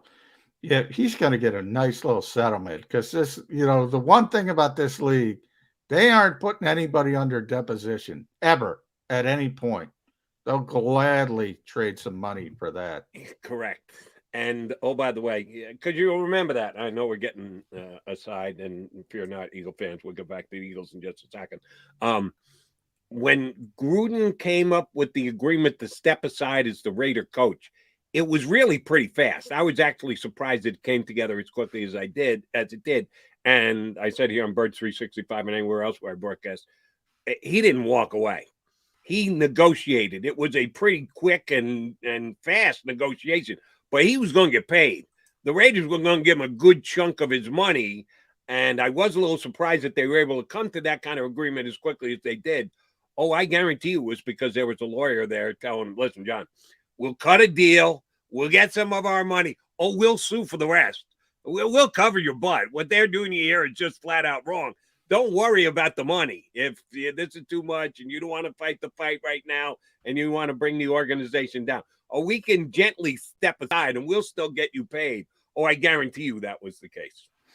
Yeah, well, certainly I would say it's certainly the case. He got the money from the Raiders. Now he's looking for more money. He's looking for damages from the NFL because a lot of people think the NFL's behind the leaks, and obviously they've denied it. And we'll see how it shakes out. But this league has proven it does not want to be deposed, as I mentioned. So I like John Gruden's chances to get even more money. I did look it up. John Gruden was out by the time Sean Payton got here. Was he? Okay. It was Bill Musgrave who was the offensive coordinator. Sean Payton was the quarterback's coach. Actually, they had co-offensive coordinators, if you can believe that. Bill Musgrave's title was offensive coordinator / offensive assistant, and Dana Bible was the offensive coordinator. I remember the Dana Bible era. And quarterbacks coach Sean Payton, Juan Castillo was the offensive line coach by then. Ken Zampese was here as an assistant. Emmett Thomas, the great Emmett Thomas, DC, who, by the way, is a huge proponent of John Gannon, was the defensive coordinator. Special teams coach Harbaugh was in place. It's a decent coaching staff that Ray Rhodes had. Some of them carried over, obviously. Okay, not too shabby. I didn't know that Gruden had already gone on the Dana Bible era. They didn't know that name was going to pop up today. Dana Bible. Glad that it did. Let me ask you one more question on the Gruden NFL thing, because there's only one fly in the ointment as far as I'm concerned. If I'm consulting Roger Goodell in the NFL, which I'm not expecting the call. I've got my cell phone on. I don't think Raj is calling me before the morning comes and goes. Here's the only thing that doesn't make sense to me. I think the NFL probably leaked the emails. Why would they? And people have espoused this theory of they wanted to take the focus off the overall Washington investigation. Yeah, that was already done. No one was talking about it at the time. It had gone to the back burner. You're right. It still should have been front and center. Yeah. Daniel Snyder should be under that much more scrutiny. But at the time, no one was talking about it. All it did was stir it back up again. Yeah. So did the NFL think it was more important to just screw John Gruden and teach him a lesson and get him run out as the Raider coach to reopen up the scrutiny on the entire Washington investigation? I think Goodell's smarter than that. I don't really understand that. You think it was a rogue person who just had an issue with Gruden and wanted to see him get run out of town? I think it was personal animosity between the commissioner and John Gruden. I don't think he thought it out in that it would bring more a higher powered microscope, so to speak, on the Washington investigation. But he said some things about the commissioner that you probably all read and you probably all saw. I think it was about that. I think it was about personal animosity. Okay. Maybe I'm giving Goodell more credit than that, or more credit than I should. He's a pretty smart guy and has done a very good job. Definitely a pretty smart guy, but when people attack you personally, sometimes you lose your focus, as they say. That's a good way to lose how many millions did he get paid last year? 35, 38? He actually took a pay cut during the pandemic. He had been up to 50 before the pandemic. Yeah, I think he took a haircut. Took a haircut down to 30, only 38 million. Yeah. That's the case. That's the kind of job I'm going to protect. I'm not going to let personal animosity and a man on let me do something stupid to put myself at risk. And that's exactly what he's doing. I don't think he's putting himself at risk for his job. I think he's putting he's putting the league at risk. And if he puts the league at risk, then they get sued for hundreds of millions of dollars. You don't think that's going to get his bosses, aka the other owners, calling him on the phone going, Raj, what the hell? Yes and no. I mean, it's not going to be a number that is in any way detrimental to this league or this business. And that's why I ultimately think they'll settle very quickly. You're probably talking in the $20-30 million range, something like that, which sounds like a lot of money. For them that's a rounding error. So, you know, as long as it doesn't hurt the bottom line and the owners look at it as a cost of doing business, I mean, there's 100 things Roger Goodell should have lost his job for, but all they care about is the bottom line. All they care about is how this industry has grown with him as a commissioner, and that's why they like him. And I always say, you know, Roger Goodell's job description, if you put his resume or CV out there, the top line should be lightning rod, because he takes all the criticism. That's why they love him. Nobody in this world, it seems, not nobody, but you get the point, realizes that the guys in charge, the Jerry Joneses of the world, the Robert Krafts, the Jeffrey Lurie's of the world, they're in charge. Roger Goodell works for them. But nobody seems to realize that. When the latest scandal, they blame Roger Goodell for this, they blame Roger Goodell for that. And the owners love that. They love it. They love it. And they love that he's the lightning rod that takes it away from them. And I think you got an excellent read on it. I've been saying it for years. That's why I think he actually is a pretty good commissioner, because he does what he's supposed to do. This is self-inflicted. If he is the guy, if he made sure that those emails got out just because he had a man on for John Gruden, that's a mistake that Roger Goodell doesn't make. And maybe it's not Roger Goodell. Maybe it's just somebody else. And maybe it's somebody who's not high profile. But that's what happened. Somebody had a man on for John Gruden. That's what happened. I mean, I don't know who it was. But that's what happened. I mean, you have all those emails. You have all those scurrilous accusations. This league has obfuscated everything from the start. They don't even have a written report. I still remember when we had Dan Lust on. Yes. He's like, what lawyer doesn't have a written report? I mean, it's absurd on the surface. They tried to bury that thing. They succeeded. So whoever leaked it is an idiot, to be blunt. And they were going after one particular guy. Right. And now, if it gets to the lawsuit and they got to open up all those emails with Daniel Snyder and cheerleaders, and that ain't good, Jody. That's not good.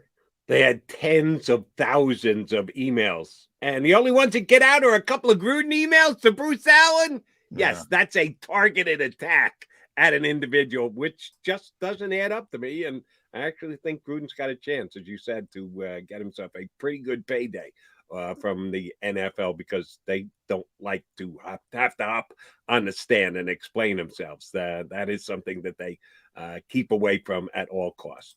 All right, we'll get a quickie timeout in here. We're scheduled to talk to Mike Haas. Mike works for a Odyssey station, WWL, down in New Orleans. His first year doing the Saint games as the play-by-play guy with Deuce McAllister down in New Orleans. I've heard him interviewed before. I've never had him on before, but I was able to get his contact info, and he was excited about coming on the show. We're hoping he's good. A little earlier in New Orleans than it is here up in Philadelphia, but he said he could hop on in our 9:20 spot. So we're hoping he's up next. We're still trying to reach him. Mike Haas, play-by-play guy of the Saints, jumps aboard on Birds 365.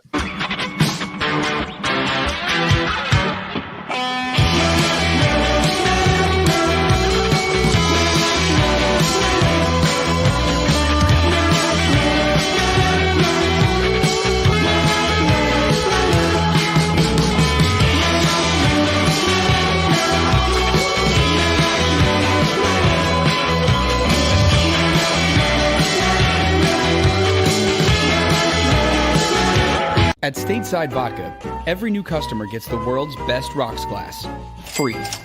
What's that? A rocks glass? You're telling me that bottle is cut in half? You could say that. Holy shit. And you're telling me I can get one of these glasses for free? That's right. One free rocks glass per customer with each first-time purchase of Stateside Vodka. So good, it just disappears.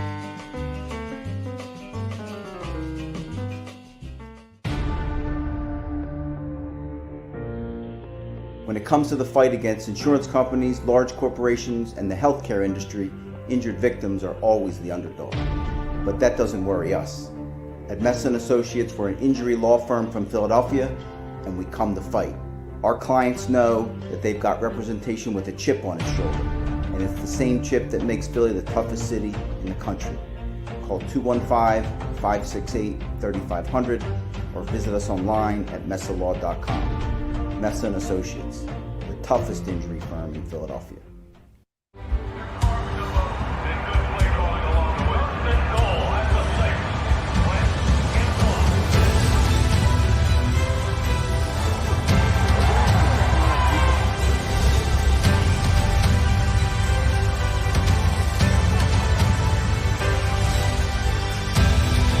On the field of life, First Trust Bank is there for you.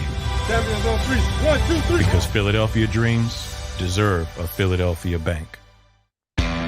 Go for the midnight dares. Go for the game. Go for the hits. Go for the fans. Go for the win. Go to Ocean Casino Resort. Book your trip at theoceanac.com. At Stateside Vodka, every new customer gets the world's best rocks glass, free. You're telling me that bottle is cut in half? You could say that.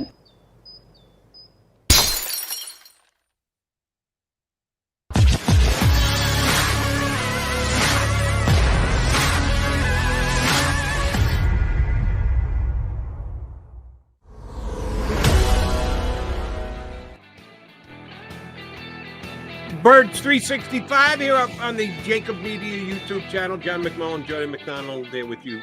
We haven't heard back from Mike Hosh yet, who did say he could hop on. We're hoping he does between now and the end of the show. Play-by-play voice of the Saints, and we'll be in town to call the game on Sunday. John, we've certainly hacked this around a couple times this week and even previously before they went out to Denver last week. Right now, the Eagles are 0-4 at home. I've always thought of Lincoln Financial Field as a solid home field advantage location.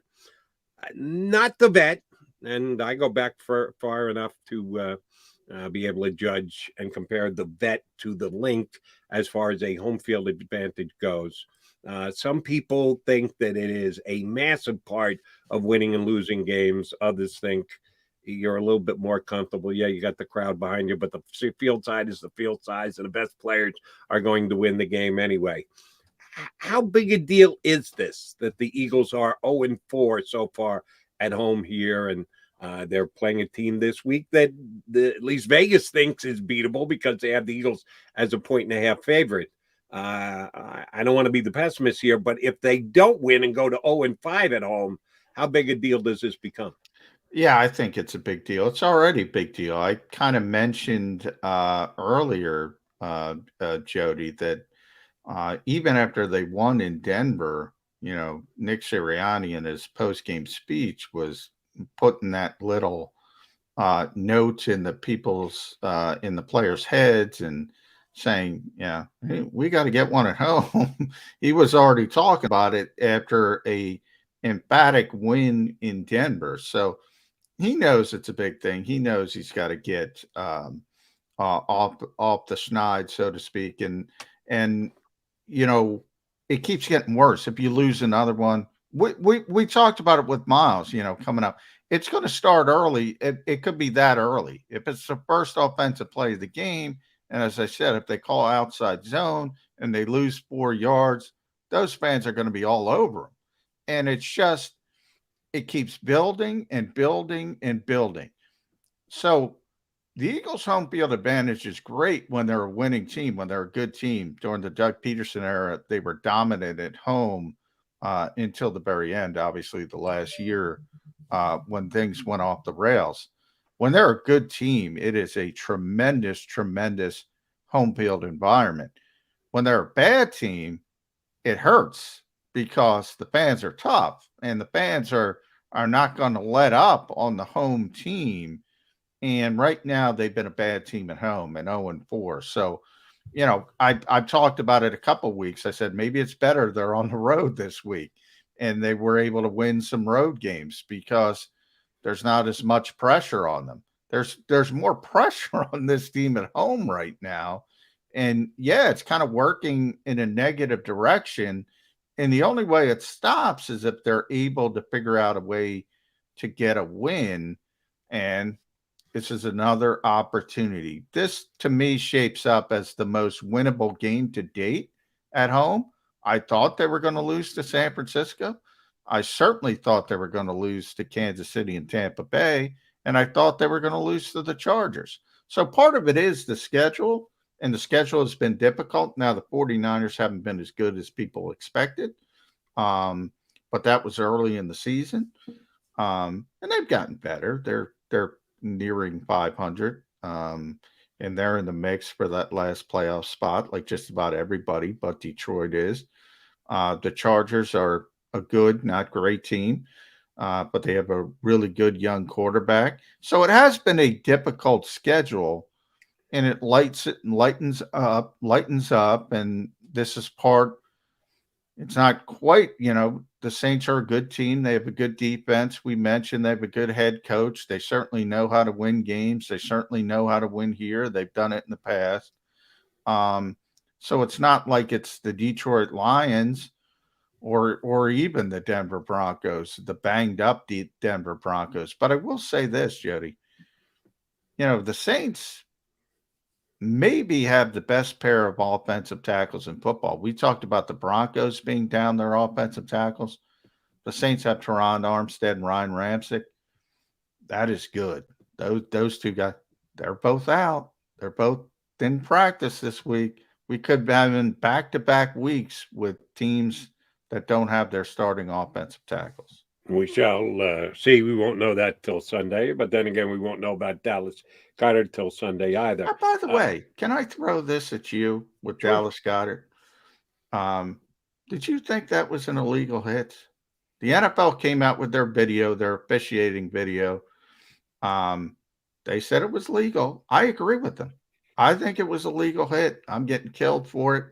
I thought live there, I thought it was a forearm. I thought it was illegal. Then when I got to see it on video, it was the shoulder, man. That was a legal hit. I agree with you. I agree with Nick Sirianni, who said the same thing. Afterwards, he was asked and said it was just kind of bad luck that Dallas got caught the way that he did. Yeah, I think Sirianni was right. I think you're right. And I agree with both you two guys. I do not believe it was an illegal hit. It shouldn't have been penalized on the field, and there should have been no fine involved. Now, don't get me started with the NFL and fines and taunting and whatever else. You know, I'm a big Peter King fan. As soon as Monday Morning Quarterback comes out, I got to catch it and read it because I think Peter is just that good at breaking down the National Football League, which that column is so good. I don't know what Peter King makes, but that column is so good on Mondays. Whatever he gets paid, he earns. And basically, as far as I know, that's all he does. He doesn't do it. He writes one column a week, but it is such a big column, all-encompassing column, and covers so much in one column. It is friggin' amazing. But again, my sucking up to Peter King, I'll apologize for. He again, maybe it's just because I see things the same way he does. He talked about the just absolute nightmare that has been taunting in the National Football League and refereeing this year. And he made a good point that I had thought of, 6 weeks ago, 8 weeks ago, and had forgotten all about. We're seeing a lot of this year in the National Football League. They absolutely never call when a running back down by the goal line or going for a first down, whatever, runs into the middle of the pile and then gets his offensive lineman behind him to come up and just push the pile forward. Hate Hate it. They never call. I guess did they take that out of the rules? Because at one point, Yeah, it was my out. belief Yeah. that you're allowed not to push do a it. runner forward. Yeah, you're allowed to do it. You're allowed to do it. I don't like it. It was a college game. What was it?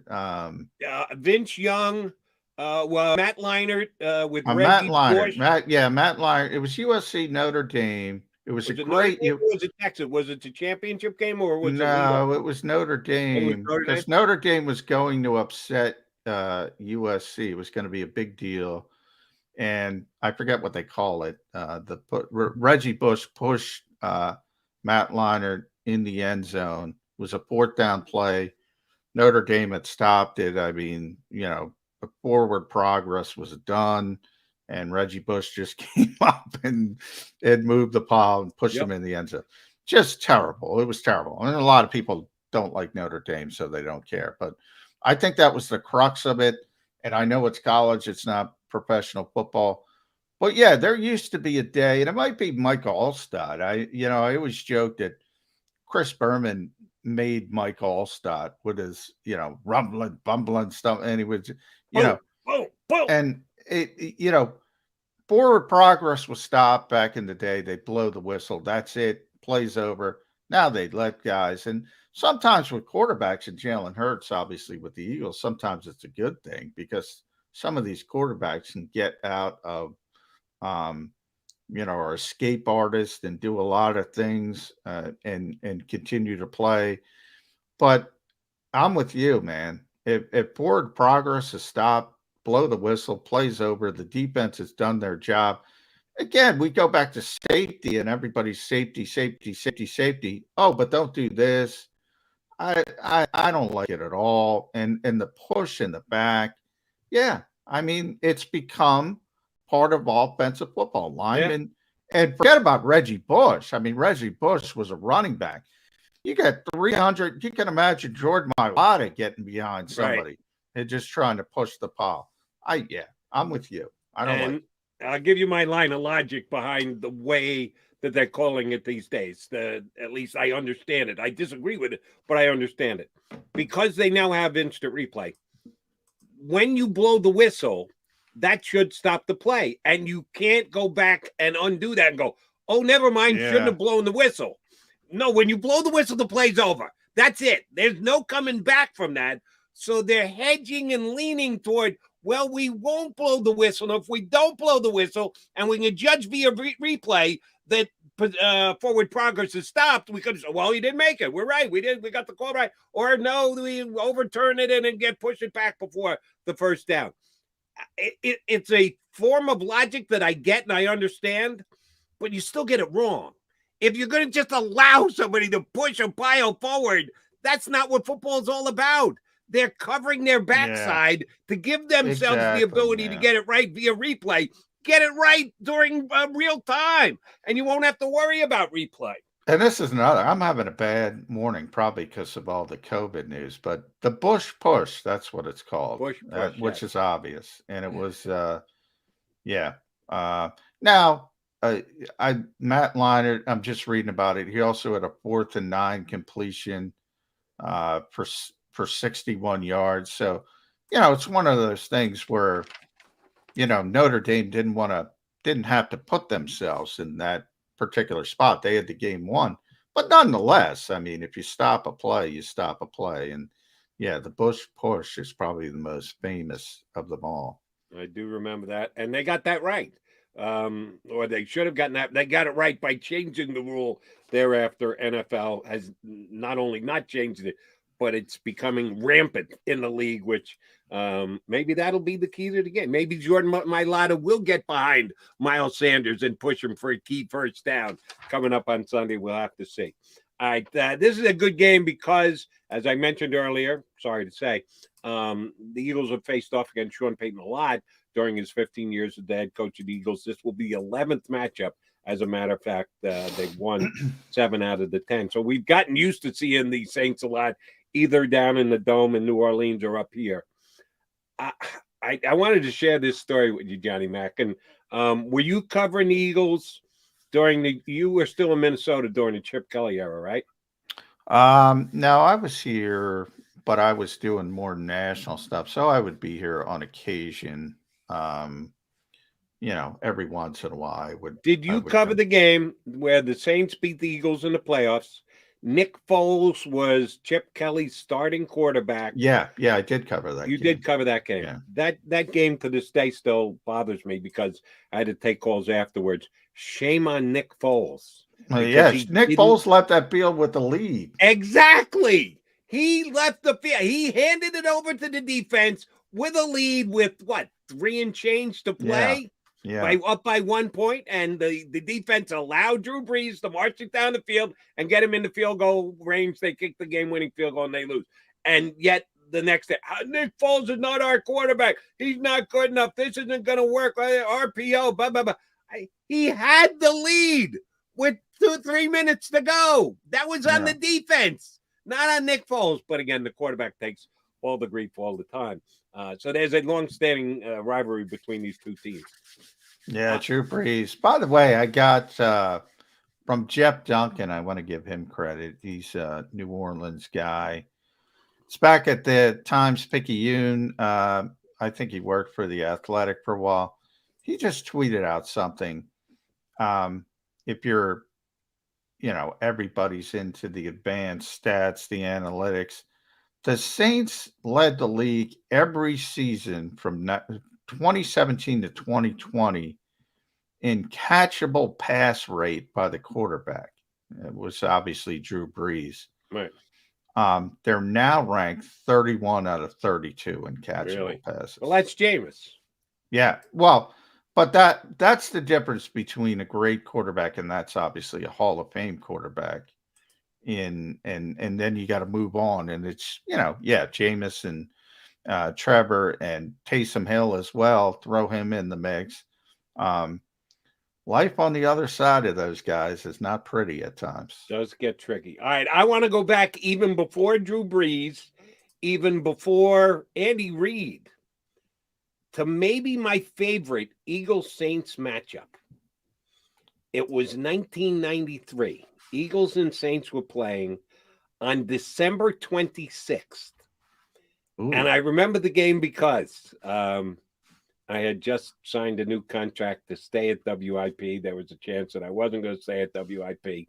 And they said, oh, by the way, we'll agree on the contract. And you're doing the Eagle pregame show the day after Christmas. I'd never done Eagle pregame show before. Angelo was doing it at the time, but everybody wanted it off, and the Eagles were out of the race, so nobody wanted any part of doing it. And they said, we'll give you what you're asking for. We've come to an agreement, but oh, by the way, you're doing the pregame show next. And I wanted no part of doing it. I didn't want to be. It was the day after Christmas. It was cold. I think with the wind chill, it was like 12 degrees or something like that. So I agreed to do the Eagles pregame show, so I got to go down there and do it. And I don't remember anything about the pregame show other than freezing.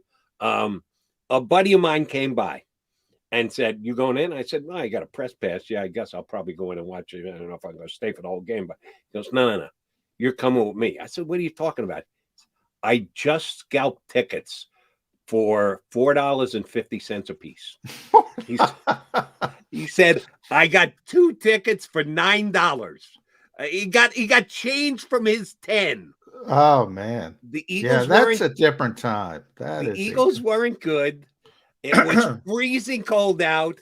Nobody cared about the game. Buddy of mine walked up, and that time you actually talked to somebody and you exchanged money. There was a physical exchange of money. It's not done online. It's not the secondary ticket market. The secondary ticket market is a guy with the hat pulled down over his head, illegally selling tickets out in front of the vet.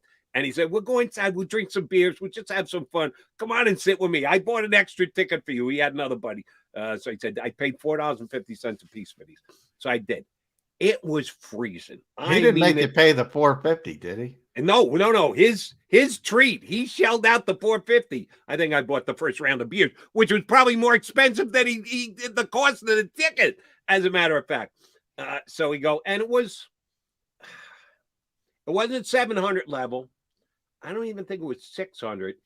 It was one of those in-between levels. That's a I bad think we job were by you, below the Jody. press box. You got use the press box pass, man. At Yeah, least that's what I get should have done, but warm. I let my Yeah. idiot friend talk me into it because I thought it would be more fun. I didn't realize how freaking cold it was going to be out there. We did the Eagles broadcast in a tent, and Who was that at the least cut down. quarterback? Who was the quarterback back then? Bubby. Bobby? Oh, wow. Oh. Bubby against Steve Walsh. Steve Walsh. From Oh, Miami was the Saints starting quarterback. And oh, by the way, not that I saw the second one, Eric Allen had 2 pick sixes in that game. Not 1, 2 pick sixes. Well, it was in that Steve game. Walsh. There you have it. Eric Allen getting in the Hall of Fame off the shoulders of Steve Walsh. If he eventually gets there, he'll give Steve Walsh a thank you note. And they won the game. No, it was more so. And that was 2 in 1 game. If he gets in, it's going to be the interception he had against the Jets. And I should know this. It might have been Bubby. Bubby might have gone to the Jets, as a matter of fact. I don't remember. The greatest pick 6 in the history of the National Football League was Eric Allen against the New York Jets. One of those might have been 92, might have been the year after. I don't remember exactly what it was, but check it out on YouTube when you get off the JAKIB Media YouTube channel. Well, I'm checking this out. You said 93, right? Yeah, 93. 93 was when the Saints-Eagles game was. That I know for a fact. Yeah. 50,085 was the lie. attendance. A stone cold lie. Not that many people. There is no chance, no shot. No, that was one of the points I was going to make. Thank you for getting me there. Maybe 10,000 people in the stadium. Maybe. Under over 10,000, I would say under. Wow. Because nobody cared. 50,000 was tickets sold. There was no way there were 50,000 people in there at any point. Opening kickoff, I guarantee you there was less than 10. By the time you got into early in the second half, I guarantee you that it was less than 10. Maybe at its height, midway through the second quarter. It was 27 degrees. The wind was 23 miles per hour. Wind chill was 12, Jody. 12 degrees. And that's at kickoff. And the sun went down fast. And that's when I got the hell out of there. As soon as the sun was no longer hitting, after about 10 minutes of the sun not hitting my face at the vet, I'd see you later, bye. The Eagles were winning. I said, listen, bud, I'm out of here. I'm getting in that car. I'm cranking the heat. No, thank you. We had nobody on either side of us. We weren't all the way up at the top. We surely weren't on the field level. We were somewhere middle of the park. And I think we paid about $4.50 to get in for that day. But it's one of $4. Now they were making out to get $4.50 on that. Right, because the guys think he's going to eat it whole. Yeah. I think there was a negotiation had. He asked for 20. My guy offered 5. We had Brandon Cristal on the show last week, Denver reporter, and I saw him in the press box when I was out there.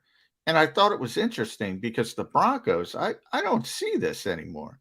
The Broncos said attendance was 70,000, whatever. And they put up 6,000, 2,002 no-shows. They put up the no-shows. Really? Nobody does that anymore. No. You never do that. No, they did it. And I was like, I kind of like that. I kind of like that honesty. They're shaming these people who didn't show up for this particular game. And Brandon heard me say that. He was like, yeah, they always do that. I was like, wow. Yeah, I don't see that anywhere else. I like the honesty. Yeah, so do I. I didn't know that they did that. BK's a good dude, isn't he? Yeah. Real good dude. Real good dude. And we thank him for coming on, which is better than Mike Haas did, who I thought I had booked for today's show. Again, I had never spoken to Mike Haas before, but I had heard him on CBS Sports Radio, and I knew that we had a contact with him. And it's an Odyssey station, so I knew that the contact was readily available. And I exchanged text with him, and he said he would hop on today at, I said 8:20 your time, which is 9:20 our time, because I know he's in the Central. And I text him, and I just haven't heard back from him. So that's my bad. The voice of the Saints, he's their Merrill Reese, too. That was a good get, unfortunately. But things happen. I mean, people get busy, and what can you do? It's part of it. I'll hopefully reach out and find out why. And maybe, just maybe, we can push back to tomorrow, but I don't know about that either. All right, let's jump back into the Eagles. Eagles Saints 2021, not 1993. Sorry, I took a walk down memory lane with you, but it's unique because how many other all the Eagle games I've gone to over the years, most of them in the press box, some of them as a fan. I'd never been in a stadium with only 6,000 other Eagle fans, and that's what it was that day, the day after Christmas. But they've been playing the Saints a lot over the last 25, 30 years. They're not a divisional rival, but they always seem to fall on the schedule. And I think this is a tough matchup, John. I know the Saints got beat in their last game, but that's the Tennessee Titans in Tennessee, and they're one of the toughest teams in the NFL. I'm not sure exactly how they're doing it without their star running back, but they are. They just keep beating everybody every week, and good teams too. The top teams in the NFL, it's not like they're going through the dregs of the NFC East that the Eagles will get to do over the next month and change. So to go in there and only lose by 2 points, I think is actually a pretty good showing for them. Yeah, I'm considerably worried about this game coming up on. Well, they're a good team. I agree with you. And it's important for so many reasons. We talked a lot about Lincoln Financial Field getting a home win, but also you start looking at this 7th spot in the NFC, Jody. And like I said, everybody's in it. Everybody's in it. Eagles, Washington football team, Giants. You go to the north, it's Minnesota, it's Chicago. The South, it's the Saints, it's the Falcons, it's the Panthers. The West, it's the 49ers. All these teams are 3-4 wins, some 5. They're all in that mix. And you start thinking about tiebreakers. Well, the Eagles beat the Falcons. The Eagles beat the Panthers. Right. If they could beat the Saints, they have the tiebreaker against all 3 of those teams that are in the mix for that last playoff spot. So this is a big game. This is a big game for a lot of reasons. And yeah, the Saints are probably a better football team overall, but this is where you got to show some growth and you're playing at home. Go out there and get that win. All right. I need to ask you about 2 Eagle players who both you and I think rightfully so, have given a goodly amount of credit through the last couple of weeks because they played pretty damn well. That would be TJ Edwards and Epsy, who has stepped in and given them some pretty good play. The term winning football came from Epsy. Epsy, okay. Epsy's playing winning football. He's playing winning football. Those could be 2 key guys in controlling Alvin Kamara. And again, it was reported yesterday that Kamara was limited at practice for the Saints, but that's actually an improvement because he did not practice last week. He missed last week's game against Tennessee. The injury report said knee contusion, not a sprain, not a strain, just a knee contusion. And it seems like it's headed in the right direction for him to be able to play on Sunday, much like with any injury. And I mentioned this when we were talking about how many carries is Miles Sanders going to get this week. There's always the chance for re-injury. And shoot, Alvin Kamara could bang up his knee on his first carry, and he's back on the sidelines. But it's trending toward him playing this week. Your main tackling linebacker and the guy that you're kind of leaning on as a strong safety are the guys you need to shut down a really good speed back who also has pass catching abilities. Are TJ Edwards and Epsy up to the task of slowing down Alvin Kamara? I think the hope is, and I mentioned earlier, Teron Armstead did not practice, has a knee and a shoulder he's dealing with. Ryan Ramczyk didn't practice with a knee injury. I think maybe that helps you out more with Alvin Kamara if he does play, if those guys aren't in there. But you're right that the knee injury will help as well. He's banged up. It's that part of the season in the NFL. You want to go down memory lane? Remember when the Saints just blew out the Eagles? It was the Cravon LeBlanc game, I like to call it, when they had no defensive backs. They picked Cravon up on waivers. He was starting like 3 days later. That was the play. You remember Sean Payton and Malcolm Jenkins have a good relationship. And, Sean Payton has always said, the one guy I regret letting out of my building was Malcolm Jenkins back in the day when he signed with the Eagles, and obviously he's back. That game, he was piling it on, Sean Payton. And he matched up Alvin Kamara with Malcolm Jenkins because nobody knows Malcolm Jenkins better. Malcolm does a lot of things well. We talked about earlier with Martin Frank. Coverage not covering Alvin Kamara. No. And he gave him the Jody Mack. You remember that? He went right up and gave him the finger for doing that and making him look so bad. And obviously they have a great relationship again. But Kamara's one of those guys. He is just, nobody can match up with him. So, you got to go about things a different way, and maybe this is where Jonathan Gannon, people don't like it typically, but this is actually a good way to approach Alvin Kamara because he's not good. You can't cover Alvin Kamara with a linebacker, with a safety.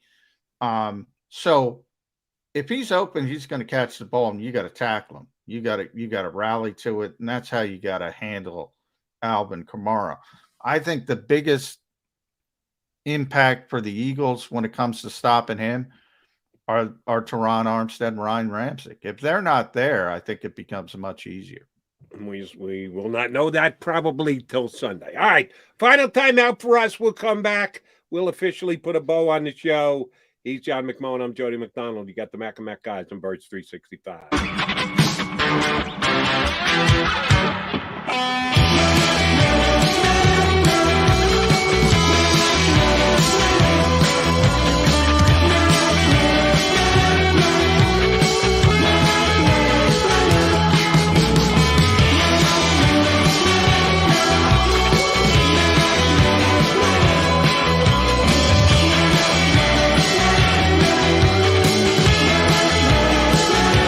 At Stateside Vodka, every new customer gets the world's best rocks glass, free. What's that? A rocks glass? You're telling me that bottle is cut in half? You could say that. Holy shit. And you're telling me I can get one of these glasses for free? That's right. One free rocks glass per customer with each first-time purchase of Stateside Vodka. So good, it just disappears.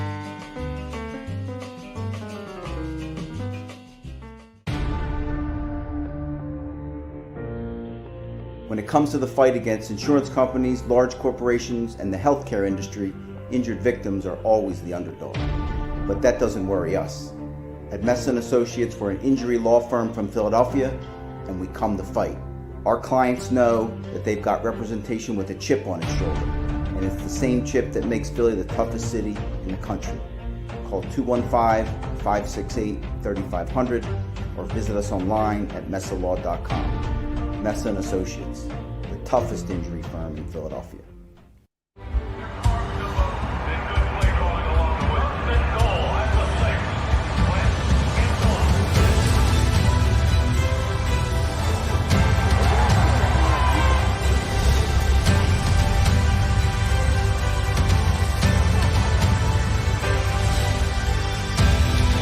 On the field of life, First Trust Bank is there for you.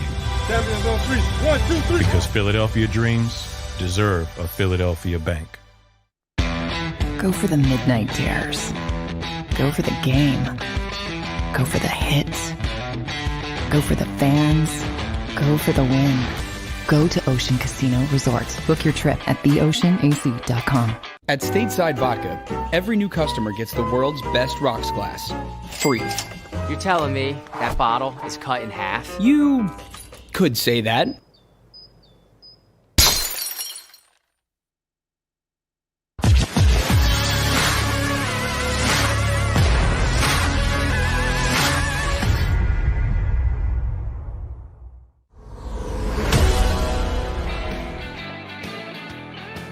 Jody Mac here with Young Birds 365. Wrapping up a Thursday edition, and we will be back with a Football Friday tomorrow, where we will officially get on the record on who we think is going to win the Sunday matchup between the Saints and the Eagles. In case you haven't been watching the last couple of days, I'm sorry to say I'm leaning in the opposing team's direction as of right now. But before I even go there, and I'm not going on the record yet, I will tomorrow. Maybe I can win some hearts and minds here in the last segment of today's show. I'll do so by putting my partner to the test, and hopefully he and I see this the same. I'm going to give you a couple of games to make picks on, not the Eagles, this weekend, John. The Washington football team against the probably Cam Newton-led Carolina Panthers in Carolina on Sunday. Who you got winning that one? Yeah, that's a good one. There was some goodwill, obviously, for Cam coming back, getting in that game last week, and now he's going to start. Right, and that was on the road. That was on the road. Now he's coming home to his adoring fans in Carolina. Yeah, I don't like that situation. You know, the first week you got that buoyance, and then it comes down the second week. I think that's going to happen. I think Washington's going to go in there, and we're going to have a Taylor Panthers. And I know Taylor that Heineke Eagles, winning streak. How about that? The Eagles actually have to get by Carolina, and they're actually already ahead of the Washington football team. That's why I said this game means so much because of tiebreakers. Yeah, they already have the tiebreaker. It might actually be more advantageous to see the Washington football team win. No, Carolina's winning, one divisional opponent down. All right. New York Giants, Tampa Bay Buccaneers. No, Tampa what are you liking that one? Tampa Bay's they're gonna be pissed off after playing poorly last week.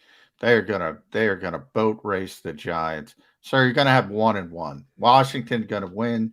Giants gonna lose. 0-2. Giants go down. The Kansas City Chiefs hosting the Dallas Cowboys in the national late afternoon game. After the Eagles are over and done with, you get to watch the Cowboys and the Chiefs. Who do you like in that one, McMullen? I hesitate to say the Chiefs are back, but they're close to being back. I still hate their defense. I don't like it a little bit, but their defense has been much improved. I know, but I don't like it. Patrick Mahomes, though, started looking like Patrick Mahomes last week. Some amazing throws. I'm going Chiefs all the way there. A couple of things about that particular game. Number one, I am very annoyed at myself. Patrick Mahomes, prior to last week's 4 touchdowns, he threw 4 or 5 last week. I forget which one. I know he threw 400 yards. Might have been 5 touchdowns and 400 yards last week. You could have gotten him for MVP of the National Football League at 40 or 45 to 1. He had such struggles, and the Chiefs weren't winning that his MVP chances almost evaporated. And then he goes for 400 yards and 5 touchdowns. So I believe Mahomes is back. I believe the Chiefs are back. I believe they're going back to the Super Bowl again. And I believe he's going to win the MVP of the AFC, of the NFL. I made a wager yesterday at 20 to 1. I could have gotten 40, but that was, again, before he did what he did last week. So the number came down precipitously, but I still think he's a steal and a bargain at 40 to 1 and 20 to 1 to win the MVP. Nobody has kind of seized the lead. Usually you have a clear leader. Right. Who's leading now, odds-wise? Josh Allen? Josh Allen? And like at 5 to 2, which is no bargain. Yeah, if you're getting 4 or 5 to 1, I'd say, okay, yeah, there's a couple of different guys.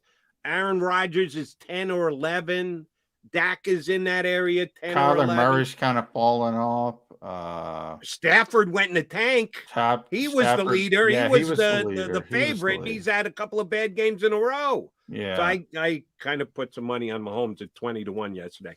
And, oh, by the way, I think the Chiefs are going to win by 2 scores against Dallas. So what about Tom Brady?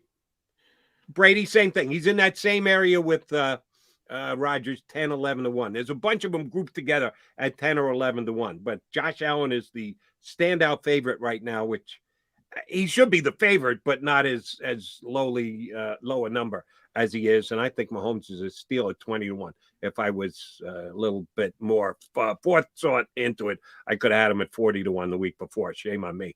But I'm taking the Giants to go down, the Washington football team to go down, and the Cowboys to go down. Everybody in the division loses this week. So is it going to be 0-4 though? Yeah, that's what you're going to have to tune in tomorrow for. That's why you got to be part of Football Friday. Are we getting game day crats on tomorrow?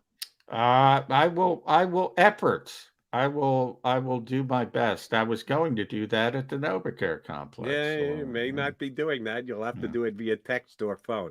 I will attempt to reach out to Mike Haas, the play-by-play voice of these Saints. I don't know if he can do it Friday. I offered him Wednesday, Thursday, Friday, and he chose Thursday to come on with us, and then he ghosted us. So we'll give him one more shot. Not the first time, won't be the last. Yeah, that's very true. You try and get game day crats for us. So you're holding steady. You're not running out the door. I might be. I'm going to text some people. All right, then let me let you go, John McMullen, as long as you promise to be back here 22 hours from now. I will be here. We'll see you tomorrow. Football Friday on Birds 365. If you missed any of today's show on the JAKIB Media channel, listen to the podcast on your way home. Available on YouTube, Apple, and Spotify.